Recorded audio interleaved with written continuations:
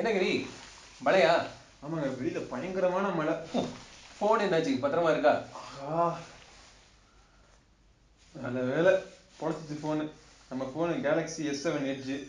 ஒரு ரொம்ப காஸ்ட்லியான மொபைல், என்ன ஆயிருக்குமோன்னு பயந்தேன். வாட்டர் ப்ரூஃப் இருக்கிறனால தப்பிச்சேன் நான். Water proof. சதீஷ் சதீஷ் நம்ம நேர் வந்து சரி. வாட்டர் ப்ரூஃப் ஸ்பிளாஷ்னா என்னன்னு கேட்டிருந்தாரு. சரியான தருணம் இந்த அதை விளக்குறதுக்கு. ஸோ இது S7 வந்து வாட்டர் ப்ரூஃப் இல்லையா? IP67. IP67 rating. ஸோ இந்த மாதிரி பல மொபைல் இருக்கு. அவங்க சொல்றப்போ IP ரேட்டிங்லாம் சில பேர் சொல்ல மாட்டாங்க. Mobile splash proof, water resistant, water proof, splash proof அந்த மாதிரிலாம் இருக்கு. டஸ்ட் ப்ரூஃப் இந்த மாதிரி சொல்லிடுவாங்க. கரெக்ட். ஸோ இது வந்து IP ரேட்டிங் ஒன்று பின்னாடி ஒன்று இருக்கு. அதாவது இன்கிரஸ் ப்ரொடெக்ஷன், அதான் IP ரேட்டிங்கோட. இன்கிரஸ்னா உள்ள புகுதல். ஆமா, ஸோ அதுக்குள்ள ப்ரொடெக்ஷன். அதாவது ப்ரொடெக்ஷன் தான் இன்கிரஸ் ப்ரொடெக்ஷன்.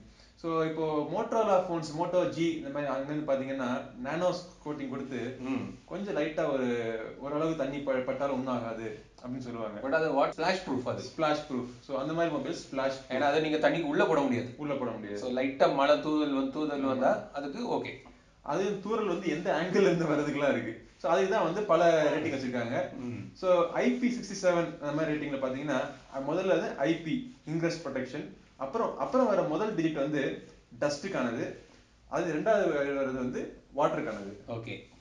ஸோ வந்து நீங்க 67 சொன்னா 6 வந்து டஸ்ட்டுக்கான ரேட்டிங், 7 வந்து வாட்டருக்கான ரேட்டிங். ஸோ இதுல வந்து 1 to 6, இதுல வந்து 1 to 8 அப்படின்னு இருக்கு.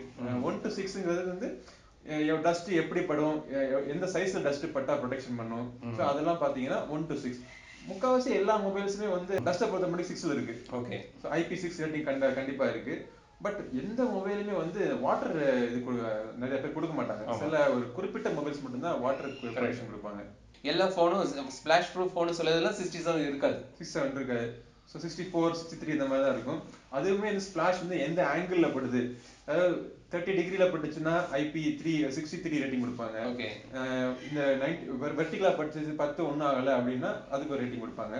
அதே மாதிரி சைடில் கொடுத்து இந்த ஹோல்ஸ் இருக்கு பார்த்தீங்களா, இதுக்குள்ளே தண்ணி போனால் ஒன்றும் ஆகலை அப்படின்னா ஒரு ரேட்டிங். பட் 67 ரேட்டிங் என்னதுன்னா, மொபைலை தண்ணிக்குள்ள முக்கினாலும் 15 மீட்டர்ல 30 நிமிஷம் வரைக்கும் நீங்க இந்த மொபைல் தாங்கும். ஸோ உங்களுக்கு நல்ல ஒரு வாட்டர் ப்ரூஃப், வாட்டர் ரெசிஸ்டன்ட் அந்த மாதிரி ஃபோனு வேணும்னா IP67 ரேட்டிங்கை பார்த்து வாங்கணும். கரெக்ட் தானே? கரெக்ட். ஸோ நீங்கள் தண்ணிக்குள்ளே போட்டாலும் ஒரு 3 அடிக்கு கீழே 3 மீட்டர் வரைக்கும் நினைக்கிறேன். ஆமாம், அதுக்குள்ளே போட்டாலும் ஒரு அரை மணிக்கு வரைக்கும் ஒன்றும் செய்யாது. ஸோ IP67 முக்கியமாக வேணும். ரேட்டிங் உங்களுக்கு நல்ல ஒரு வாட்டர் ரெசிஸ்டன்ட் ஃபோன் வேணும்னா. ஆமாம். நம்பர் ஒருத்தர் என்ன பண்ணிட்டாருன்னா, டாய்லெட்டுக்கு எதுக்கு மொபைல் எடுத்துட்டு போறாங்க எனக்கு முதல்ல புரியல. நான் கொண்டு போவேங்க. அது முன்னாடி புக்கு கொண்டு போயிட்டு இருந்தேன், இப்போ நான் ஃபோனை கொண்டு போவேன் டாய்லெட்டுக்குள்ள. கொண்டு போறல பிரச்சனை இல்லை, பத்திரமா கொண்டு வெளியே வரணும்ல. அதுக்குள்ள மொபைல் விழுந்துருச்சு. சரி தூக்கி போடியான்னா 60,000 அப்படி ஐபோன் அப்படிங்கிறது. ஸோ ஐபோன் வந்து பார்த்தீங்கன்னா இதெல்லாம் சொல்ல மாட்டாங்க. IP67 ரேட்டிங் இதெல்லாம் சொல்ல மாட்டாங்க. ஏன்னா அவங்க வந்து ஏற்கனவே அவங்க வாரண்டிலாம் நல்லா தான் இருக்கும், சர்வீஸ்லாம் நல்லா தான் பண்ணுவாங்க. ஸோ இதெல்லாம் ஒன்றும் ஆகாது. அந்த டாய்லெட்டில் போட்டு எடுத்து கழுவி யூஸ் பண்ணிட்டு இருக்காரு கரும, அந்த மொபைலில் தான் யூஸ் பண்ணிட்டு இருக்காரு. இருந்தாலும் அவர் ஃபோன் வந்து நல்லா ஒர்க் ஆகிட்டு இருக்கு. ஸோ இவ்வளோ சில நிலைமையில ஆக்சிடென்டல் நம்ம தண்ணிக்குள்ள போட்டுருவோம், தண்ணி கொட்டிடும் நம்ம கிட்ட. ஸோ இந்த மாதிரி நேரத்தில் இப்போ ஸ்விம்மிங் பூல்ல வந்து தண்ணி மொபைல் தெரியாதமா பட்டுருச்சு, உங்களுக்கு ஸ்விம்மிங் தெரியல, ஒரு ஆள் கூட்டத்துக்குள்ள 1/4 மணி நேரம் ஆயிடுச்சு அப்படின்னா 15 நிமிஷம் வரைக்கும் தேவை உங்களுக்கு. அதெல்லாம் இந்த IP67 ரேட்டிங் இருந்துச்சுன்னா ஃபோனை நீங்கள் வச்சுருந்தீங்கன்னா அதுக்கு தாக்கு பிடிக்கும். ஆமாம். ஸோ இதுதான் இந்த ஸ்பிளாஷ் ப்ரூஃப் வாட்டர் ரெசிஸ்டன்ட் ஃபோன்ஸை பற்றி நம்ம பார்த்தோம்.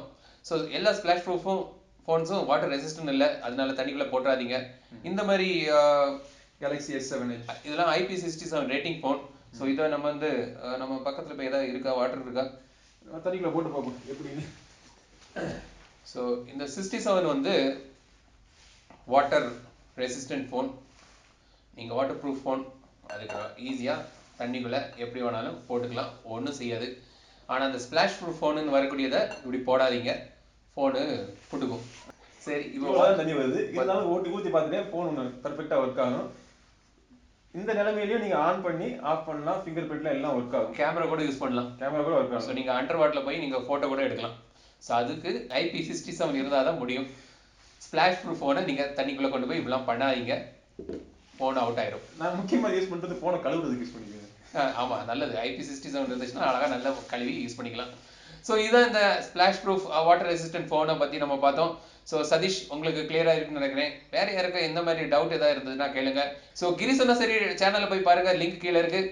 மற்றும் ரெண்டு சேனலையும் சப்ஸ்கிரைப் பண்ணுங்க. உங்களோட கருத்துக்களை கமெண்ட்ஸ்ல சொல்லுங்க.